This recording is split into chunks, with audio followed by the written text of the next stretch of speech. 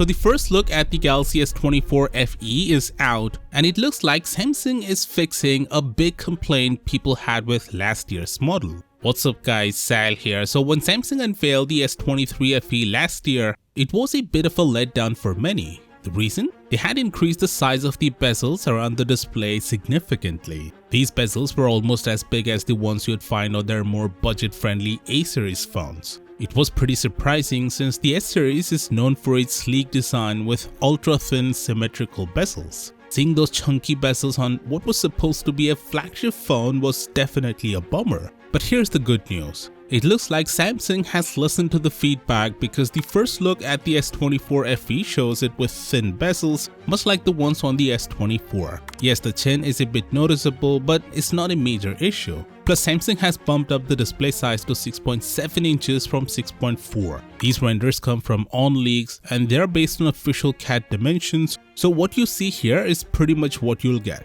Looking at the S24 FE, it's virtually identical to the S24, which is a pattern we've seen over the years, except for that bezel hiccup last year. You might be wondering what exactly sets the S24 FE apart from the S24 and why Samsung even bothers with this model. Well, I've got a comparison to clear that up.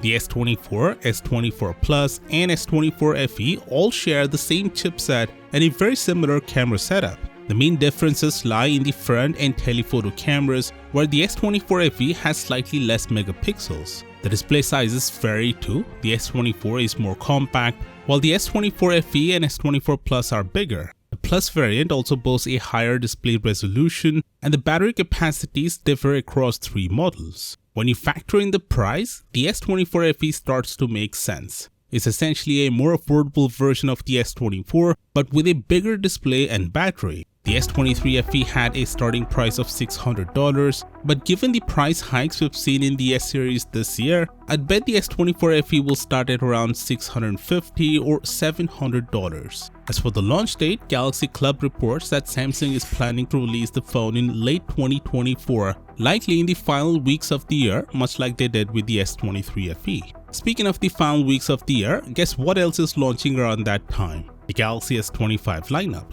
and there's an update on the vanilla S25 variant. According to Galaxy Club, Samsung is sticking with the same 4000 mAh battery capacity as its predecessor. This is intriguing because the S25 is rumored to have a bigger 6.4-inch display up from the 6.2 inches on the previous model. Will this affect battery life, or will the new Snapdragon 8 Gen 4 be more energy efficient to balance it out?